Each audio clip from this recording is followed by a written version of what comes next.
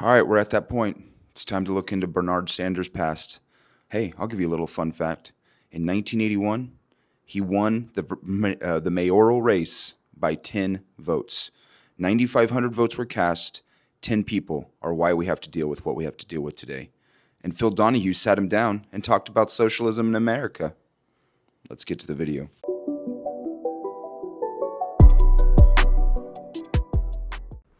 Hey, what's up? Trey, Trumpy McTrumpface. Welcome back. I was doing a little digging into Bernard Sanders. Bernie Sanders. Hitler Jr., you know.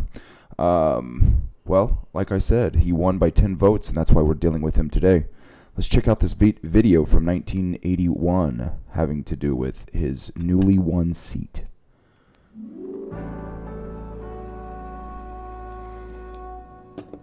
Face it, you don't find too many socialists in elective office in this country. I wonder why. Elected mayor of a sizable city, well, that's news. It's also Phil Donahue's topic this morning. Good morning, Jane. A couple of facts. Burlington is the largest city in Vermont. The state has about 500,000 people. Burlington has about 38,000. Situated as it is on Lake Champlain with the Adirondack Mountains viewable, it's a lovely, lovely spot in this country. We'd like you to meet its new mayor. This is Mayor Bernard Sanders. Mayor Sanders got a lot of attention recently, not only with his 10-vote victory out of about 9,500 votes cast, but mostly because he is a socialist. And everybody reading that article said, my goodness, how did this happen in good old conservative Vermont? How do you respond? Well, in Vermont, being conservative is different perhaps than being conservative elsewhere in the country. Also, what I think most people don't know is Vermont happens to be one of the very poorest states in the country. Jeez. And although we're a little bit better off in Burlington, we still have enormous economic problems. I won the election, I think, because we effectively put together a coalition of low-income people, elderly people who in Vermont are very often up against the wall economically, in very bad shape. Some of our city trade unions. The cops supported you, didn't they? The police department supported us, yes. The Patrolmen's Association did, right. So you had police officers voting for you who probably voted for Ronald Reagan. Well, I'm not so sure that I don't know, if I can say But that's that. certainly... But the police officers in our particular city are earning, they're trade unionists, and they're earning very low wages, and along with many other workers in our city, want some fundamental change. Also, we have in our city particular problems, I believe, with the police department that they've been concerned about, very low morale. So it didn't particularly surprise me. How are Vermont conservatives different than national conservatives? It's not big money conservatism. It's not right-wingism and warmongerism. In fact, Vermont has always had a very strong feeling about civil liberties. What conservatism means in Vermont basically is leave me alone, get the government off my back, and that's fine. It's a respect for other people's rights. We disagree, we'll talk it out. And that's a very different conservatism that says, let's go to war, supranationalism, and so forth. If I were the president of the largest bank in Burlington, I'd be real nervous about you. Well, they may be. They may be. But I think, and they are, but I think what we've often talked about also is that my powers as mayor are in many ways limited. And I have my visions as to what life should be in Vermont, in Burlington, and in the United States. But within Burlington, I acknowledge everybody knows what my powers are, and they're very limited. Right. We're not going to go around nationalizing banks or nationalizing industry. In fact, we want industry in Vermont that pay decent wages, and we're going to go out and bring that in like every other mayor in the United States is. We are going to speak out, though, on national and international issues which affect the city of Burlington. For example, obviously, we're very concerned about Mr. Reagan's policies, which are impacting devastatingly on low-income and working people. We're concerned about the policies in our own state government, which are affecting low-income people negatively. Yeah. But we know what our powers are within the city of Burlington. When you sit around with your own friends talking about the world, how we got here, where we're going, what's the biggest grievance? Give us your overview. All right, what we're talking about is that we believe in democracy. I mean, the problem with the word socialism is that very often it's been equated with what happens in the Soviet Union, which is authoritarianism and totalitarianism. I believe very strongly in the right of dissent, and I think people with my ideas fight for those things very strongly. What we talk about is the fact that in our society, theoretically a democratic society, you have a handful of people who control our economy. You have maybe 2% of the population that owns 1/3 of the entire wealth of America, 80% of the stocks, 90% of the bonds. And these people have incredible power. They sit on huge corporations like the Chase Manhattan Bank, the multinational corporations, and they determine the destiny of our entire country. As you know, perhaps... Boy, all right. So here's a big difference between conservatism and liberalism. I think we can all agree that most conservatives don't like that. But that's why we want smaller government. More government's not going to fix that. The reason we have this problem is because of the coercion between the government and big business. That's the crony capitalism that we're all talking about. Now, this man blames capitalism. He blames crony capitalism even though he calls it capitalism.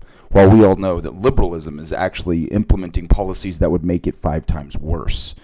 Because you don't add more layers of government to fix the corruption inside government.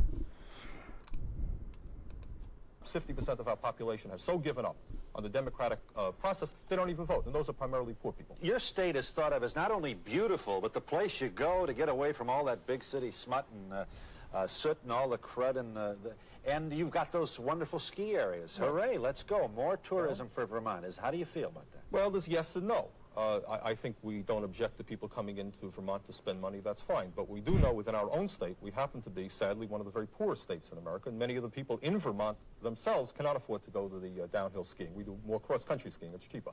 What we are talking about is the kind of developments that will provide decent jobs for our people. Very often, and this is a concern within our own state, is that industries such as the skiing industry and other tourist-attracting industries in Vermont, all over the country, and all over the world, they provide very low-paying, menial jobs. I'm not particularly proud that our state becomes a state where we have chambermaids and people waiting on other people. We would rather see our people doing meaningful, productive-type jobs where they can earn a decent wage. What does that even mean? I mean, seriously, what does that even mean? How are you going to get rid of the waiters and the busboys and the lower-level jobs? Whew.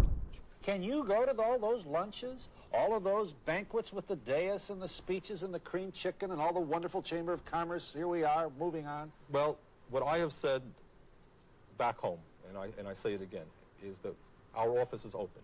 I've already talked to a number of business people. We will communicate. We're not shutting out anybody. But what I have also said is that what my concern is for the low-income people who are unemployed, who are working at minimum wage jobs, for the kids who are in Vermont as throughout the country. They're left out. They have no sense of purpose. But everybody says that, Mayor. Well, they're going to be coming into our door. Do you want to tax, especially for people who make more than $25,000 a year? Well, that for individuals, perhaps not for families. That's too low. You know, we have husbands and wives. But you would consider legislation that would tax the wealthy? Absolutely. We want to take the burden off low-income and working people, and you've got to go to those institutions, those corporations, and those individuals who can better afford to pay. You sure heck don't want to talk about cutting costs of government. I mean, seriously. You surprised everybody with this victory, including media.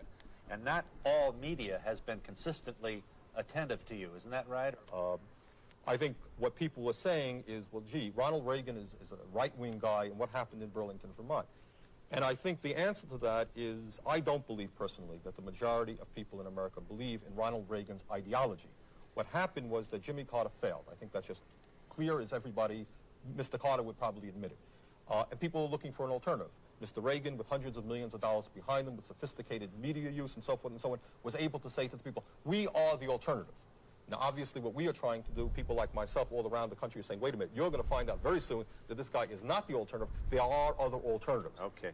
I know these are terribly complicated questions, and our time is up, but are you a capitalist? No, I'm not a capitalist. So you don't believe in the profit motive free? In 1981, he is stating he is not a capitalist. Let's take note on that.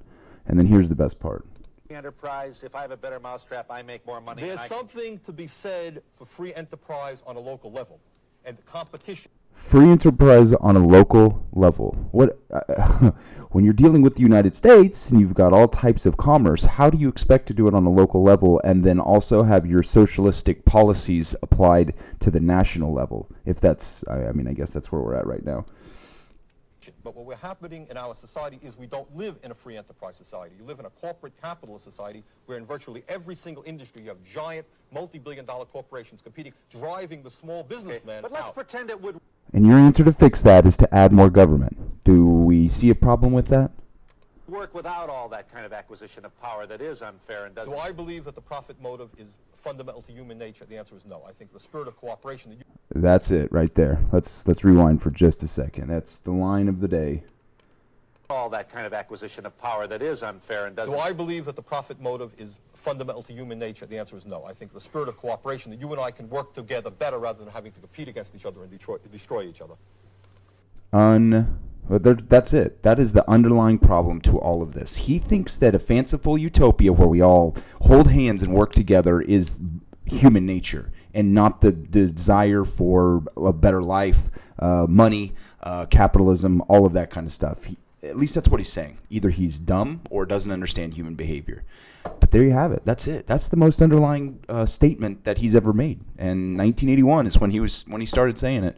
And here we are, almost 40 years later, still reeling with the effects. All right, on to the next one. What shows everyone else?